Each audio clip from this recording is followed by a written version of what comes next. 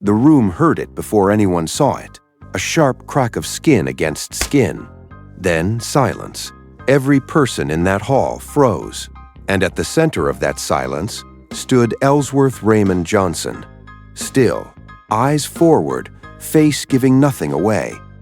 He turned, picked up his coat, and walked out the door. There is a version of Bumpy Johnson that Harlem invented. The legend, the untouchable, the man whose name cleared sidewalks and closed mouths.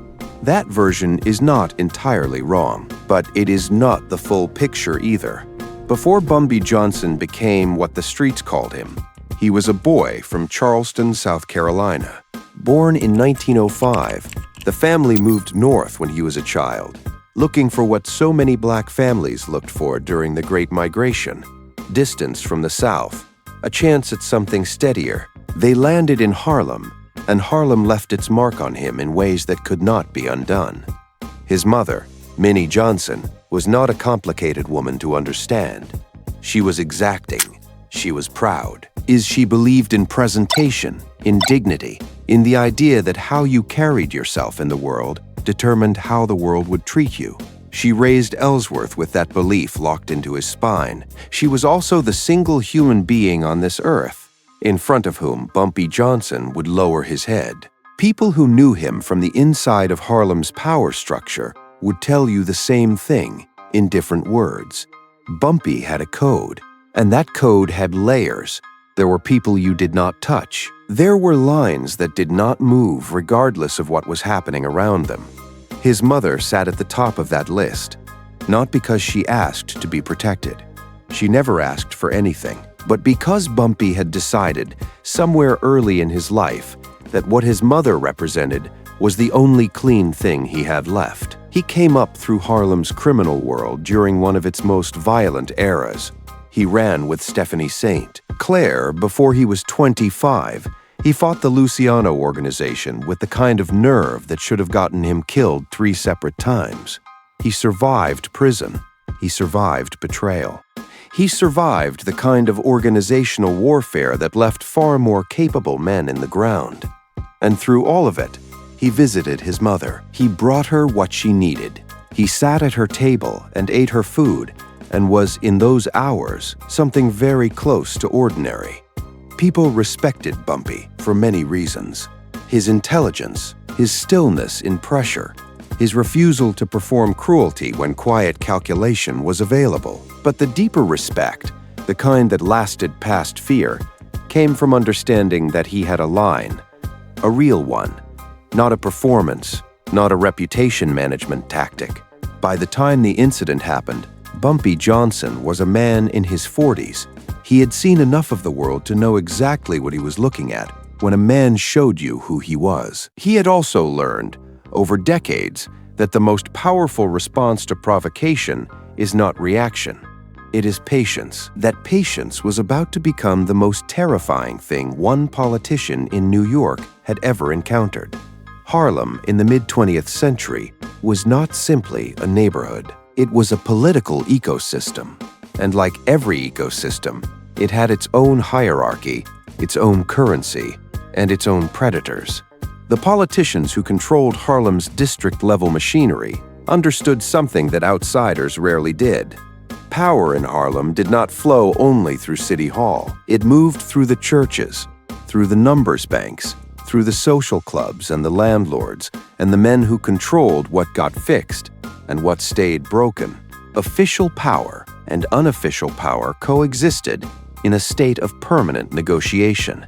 The politician at the center of this story operated in that negotiation daily. He held a mid-level seat that gave him influence over housing contracts, community board appointments, and the flow of city resources into Harlem's blocks.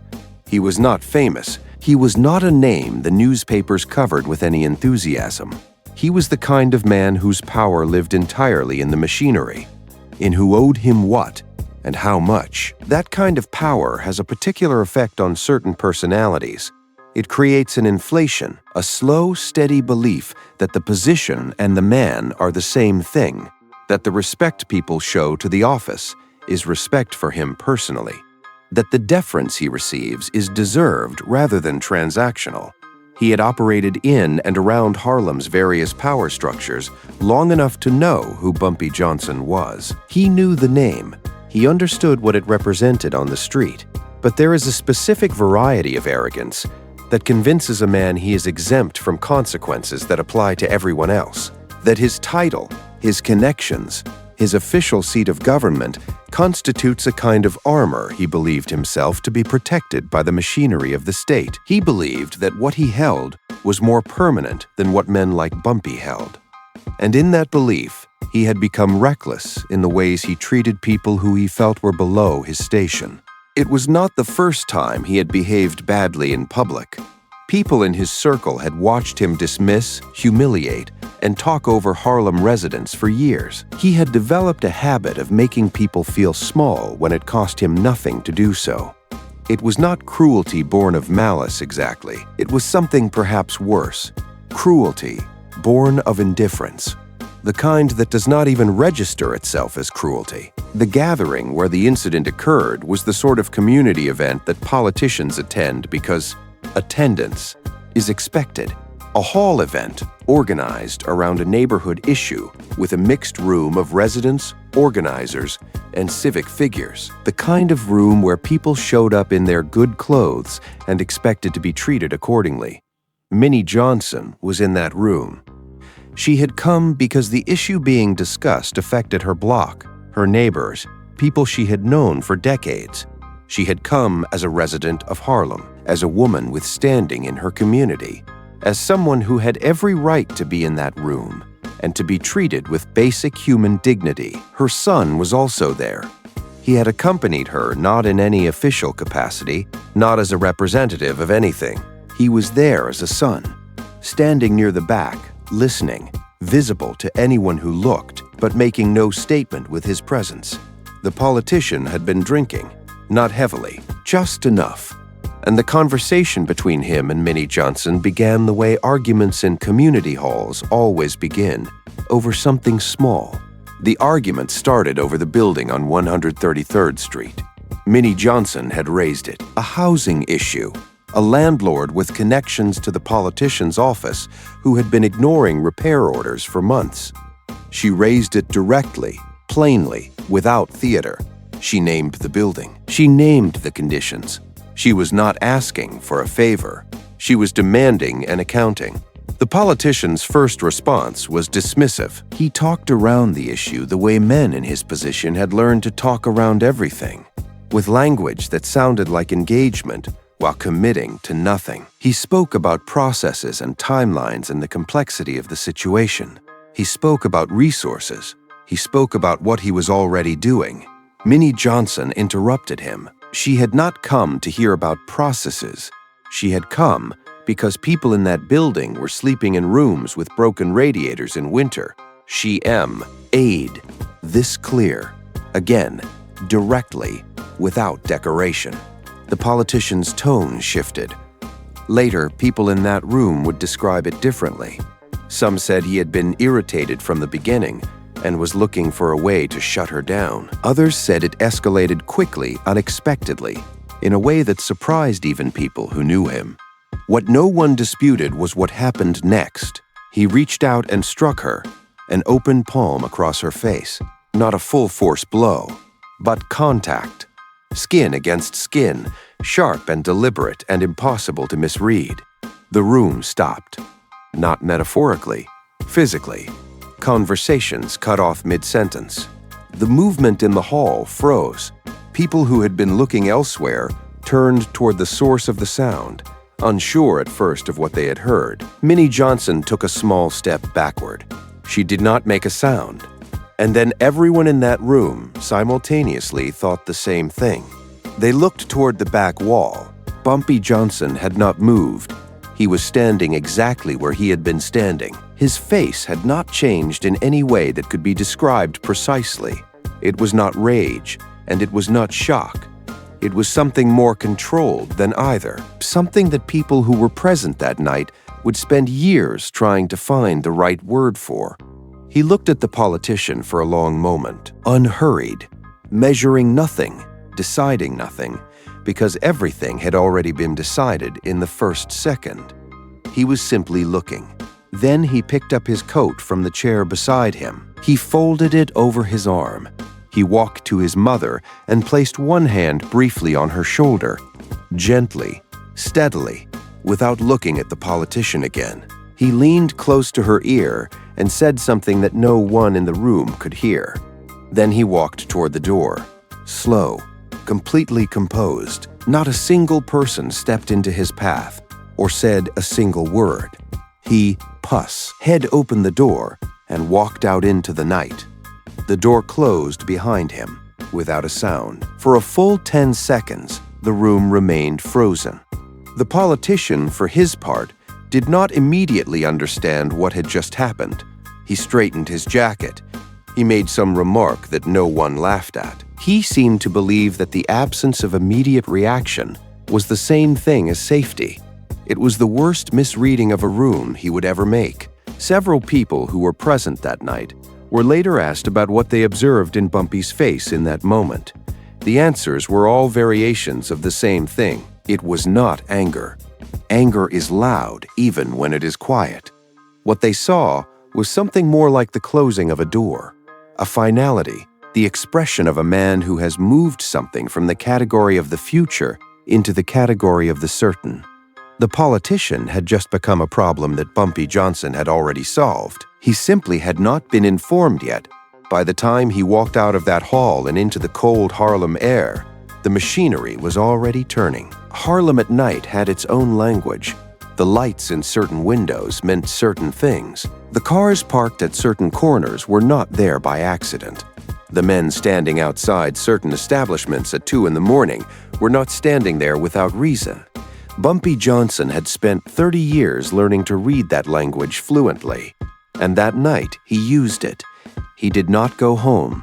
He made 2 stops, both brief, both quiet.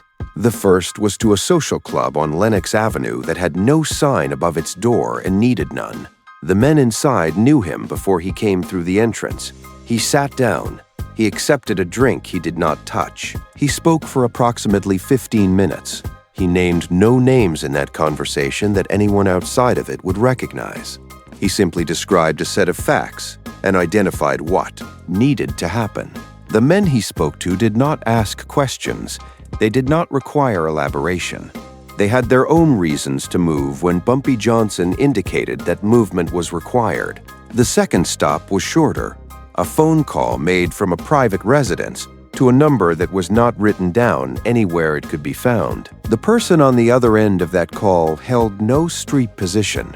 He held a position in the city's administrative architecture, a position that connected to records, to contracts, to the paper trails that give political men their leverage, and also their vulnerability.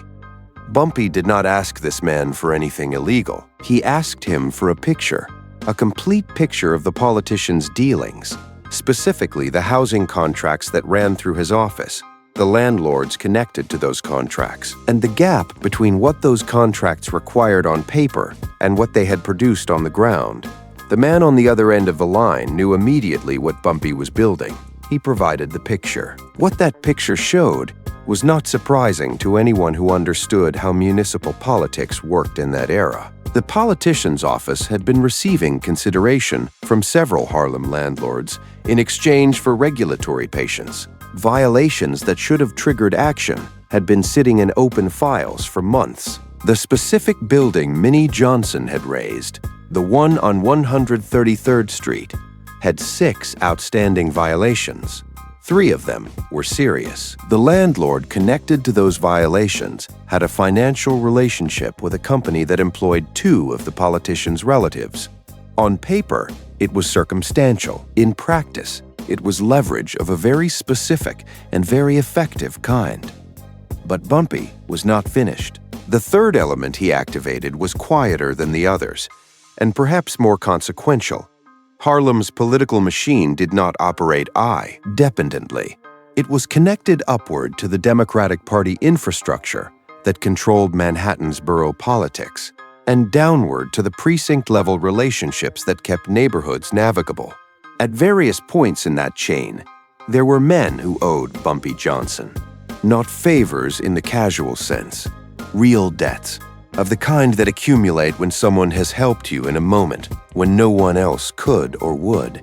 He called in 2 of those debts before morning. One was from a ward-level party figure who had direct input into which candidates received organizational support and which ones found themselves suddenly without it at election time.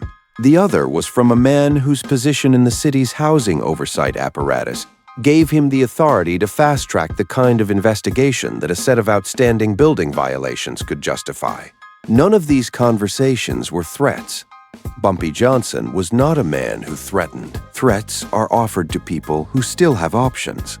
What he communicated, in each case, was simply the current state of the world and the direction it appeared to be moving.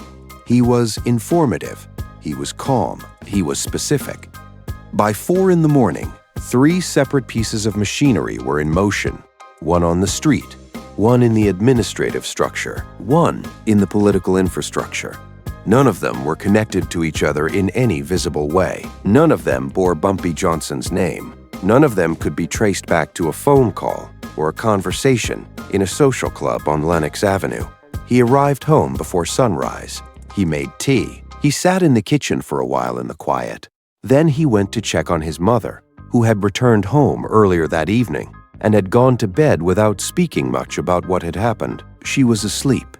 He stood at the doorway for a moment, then went to his own room and slept without difficulty. The F. sign came before 9 in the morning. The politician arrived at his office to find that a meeting scheduled for 10 o'clock, a routine sit-down with a landlords association that constituted a significant piece of his operational support, had been canceled. No explanation was given. The secretary who called simply said the principals were unavailable and would be in touch to reschedule. They never rescheduled. By 11, he had made 4 phone calls that were not returned. 2 of them were to men he spoke to daily, men who had answered his calls on weekends and holidays without hesitation. The silence was so out of character that his first instinct was to assume a technical problem, some issue with the phone exchange. He had his secretary try from a different line, same result. At noon, a city housing inspector arrived at his office unannounced. The inspector was polite, professional, and carried paperwork that had been formally initiated that morning. The paperwork related to a complaint review, specifically outstanding violations on several Harlem properties whose landlords had correspondence on file with the politician's office. The inspector was not accusatory. He was simply there to collect certain documents as part of a formal review process. The politician's hands were not entirely steady when he signed the acknowledgement form. By early afternoon, his party contact had called. The conversation was brief and covered in the language of bureaucratic neutrality, but its message was not neutral at all. There was some concern, the contact said, about certain optics, about the relationship between the office and certain landlords, and what a formal inquiry might surface. There was a feeling, just a feeling, at this stage, that it might be wise for the politician to consider his position carefully over the coming weeks. The politician understood, with ink, easing clarity, that this was not a coincidence. He had spent the hours between the hall event and this moment in a state of half-suppressed anxiety that he kept rationalizing away. He had told himself, repeatedly, that Bumpy Johnson had walked out, that he had done nothing, that the absence of immediate consequence meant there would be no consequence. He had leaned on the logic that men in his position often leaned on, that official power was structural and therefore permanent, that it could not be dismantled by a man who operated outside of official structures. That logic was now visibly failing. What was dismantling around him was not a single attack. It was not violence. It was a comprehensive and coordinated withdrawal of support, goodwill, and protection that he had spent years accumulating and had assumed was unconditional. He was discovering in real time that none of it had been unconditional, that the relationships he had believed were about him were in fact about the position he held and the usefulness he represented, and that usefulness could be negated. By mid-afternoon, Two of his most reliable ward captains had separately sent word through intermediaries that they would not be attending the meeting he had called for that evening. By 5 o'clock, a story had begun moving through Harlem with the specific organic efficiency that only a story carried by human mouths can achieve. It was not in any newspaper. It was not on any radio program. But by 5 in the afternoon, it had reached the ears of most of the men whose opinions shaped how political power in Harlem was actually distributed. The story was simple. A man had put his hands on Bumpy Johnson's mother, and Bumpy had walked out of the room. That last detail, the walk out, was the part that moved fastest, because everyone who understood anything about how Harlem worked understood precisely what that walk meant. The politician was sitting alone in his office at 5:30 when his remaining aide knocked on the door and informed him that 2 additional meetings for the following day had been canceled. He sat with that information for a long time without speaking. The machinery that held him up was not gone yet, but it was moving, and he could feel it moving in the way you feel a floor beginning to shift, not collapsed, but no longer reliable beneath your feet. The message came on the second morning. It was not delivered by anyone Bumpy Johnson knew personally. It was delivered by a man who worked for a man who had connections to Bumpy's organization at 2 or 3 removes, the kind of arrangement that is specifically designed to maintain distance. The messenger arrived at the politician's office while his remaining staff were still filtering in. He asked to speak privately. The politician agreed, because by this point he was in the position of a man who agrees to things he would previously have refused, because refusal is no longer a comfortable option. What was communicated in that private conversation was not a threat. It was a presentation of facts. The messenger outlined in precise and unhurried language what had been assembled over the past 36 hours. The violations, the contracts, the financial relationships, the names, the amounts, the dates. He laid it out the way a lawyer lays out a case. Not aggressively, but completely. He left nothing out and added nothing unnecessary. Then he described with equal precision what would happen if that information were forwarded to the relevant oversight bodies, to the relevant journalists, and to the relevant figures in the party machinery that controlled the politician's continued viability. He did not present this as a threat. He presented it as a sequence of events, a natural consequence of certain discipes, ions being made by certain people. Then he was quiet. The politician asked one question. He asked what was being asked of him. The messenger said 2 things. First, the outstanding violations on the buildings connected to his office would be remediated immediately and fully at the landlord's expense, without further administrative delay. Second, the politician would submit a letter of resignation from his seat within 30 days, citing personal reasons, and he would exit that position without public complaint or explanation. He was given 24 hours to confirm his agreement. What the politician felt in that moment has been described in fragments by people who were present or who heard it from those who were. The word fear appears in nearly every account, but it was a specific variety of fear, not the fear of physical violence, though that possibility had certainly not left his mind. It was the fear that comes from understanding suddenly and completely that you have miscalculated, that the assumptions on which you have been operating were wrong, that the protection you believed surrounded you was not there. He had understood Bumpy Johnson as a street figure. He had placed him in a category, dangerous, certainly, but limited in the way that street figures are limited, operating in a world that was separate from the world of offices and paperwork and political process. What he now understood was that this categorization had been entirely incorrect. Bumpy Johnson did not operate in a separate world. He operated in the same world, the same web of relationships and debts and mutual dependencies that constituted Harlem's actual power structure. But he had done so more thoroughly, more patiently, and more effectively than the politician had ever bothered to map. He had been outmaneuvered completely, not on a street corner, in the administrative and political arc. Hitchector, he had believed, was his terrain. He confirmed his agreement within 3 hours of the meeting ending. Before the 24-hour window had come close to expiring, the remediation of the building violations began within a week. Inspectors arrived. Work orders were executed. The residents of 133rd Street, who had been ignored for months, suddenly found contractors in their hallways and functioning radiators in their rooms before the end of the month. The resignation letter was submitted 22 days later. The language cited personal health considerations and a desire to spend more time with family. It was received without surprise by anyone in Harlem who had been paying attention over the preceding weeks. The press barely covered it. A minor political figure stepping down is not a story when there is nothing dramatic on the surface. But in Harlem, the surface was never the whole story. Bumpy Johnson's name was not attached to any of it publicly. It was not attached to it privately, in any documentation that could be found. No police report existed. No legal proceeding was initiated. From any official angle, what had happened was, a mid-level politician had resigned under the general pressure of a housing investigation, and some buildings had been repaired. What had actually happened was something else entirely.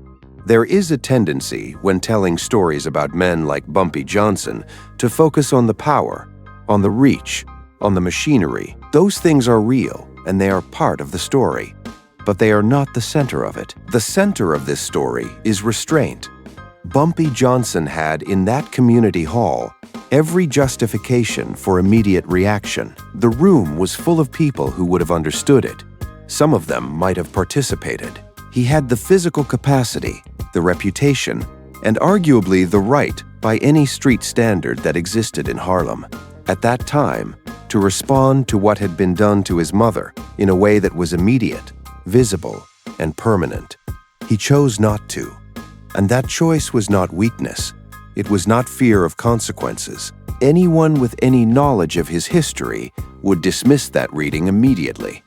The man had faced down the Luciano organization in its prime. He had served time rather than provide information to people who would have used it. Fear of consequence was not a meaningful factor in his decision-making architecture. What it was calculation in service of principle. His code held that certain responses were appropriate to certain provocations, and the response appropriate to this provocation was not the one that satisfied the immediate emotional reality of the moment. The appropriate response was the one that produced the correct outcome, accountability without spectacle, consequence without chaos, justice delivered through the channels most likely to ensure it was permanent. He was also, on some level, protecting his mother. A public violent incident at a community hall, with Minnie Johnson in the building, was not a situation she should be at the center of. Removing himself from the room removed her from the theater of whatever might follow. He walked her out of the story and into safety before he resolved it. The other thing this moment reveals is the depth of his actual power, not the myth of it, the actual, operational day-to-day reality of it. Bumpy Johnson's influence in Harlem was not primarily physical. It was relational. It was built on decades of favors given and received, of being reliable, of being present when other people were not, of understanding the real map of power in the neighborhood and being useful within it. What he called in that night, those debts, those relationships, those channels, they did not appear overnight. They were the accumulated WAG. HT of 30 years of consistent investment in the human infrastructure of Harlem. This is what most people misunderstood about him. They saw the street. They saw the numbers operation and the organizational affiliations and the reputation for violence. They did not see the architecture behind it. They did not see that the most powerful thing he had built was not a criminal organization. It was a web of mutual obligation, so comprehensive and so carefully maintained that it could dismantle a political career in under 48 hours without a single punch being thrown. That is not a street skill. That is governance. That is, in a very real sense, what power actually looks like when it is fully developed. The The politician never held office again. He remained in New York for a number of years after his resignation, moving through a series of diminished roles: consultant work, minor administrative positions, arrangements that kept him solvent but invisible. The particular combination of the housing investigation and the party machinery withdrawal had made him politically unviable in a way that proved permanent rather than temporary. The building on 133rd Street was maintained properly for the first time in years. Several of its residents noted, without knowing the full story, that the remediation had happened with unusual speed once the inspection process began. Within Harlem, the story of what happened, in its broad outlines, moved through the neighborhood over the weeks that followed and became part of the ambient knowledge of the community. Not as a news item, as a story told between people who understood how the neighborhood actually worked. The version that circulated was spare and accurate in its essentials. A man had disrespected Bumpy Johnson's mother. He had walked out, and within 2 days, that man's career was finished. No one attached this story to a specified S.E. mechanism. No one named the meetings or the phone calls or the housing inspector. They didn't need to. The outcome was legible enough. What it cemented in the minds of everyone who absorbed it was something that people already believed, but now had a specific, recent, undeniable proof point for. Bumpy Johnson was not a man whose anger was the thing to fear. His patience was the thing to fear. His silence was the thing to fear. The walkaway was not the ending of something. It was the beginning of the consequence. And now, one politician in New York knew exactly what that meant. Bumpy Johnson never mentioned that night publicly. He never claimed credit. He never needed to. In Harlem, the people who needed to understand what had happened understood it completely. Power, when it is real, does not announce itself. It simply produces results, and the results speak for themselves.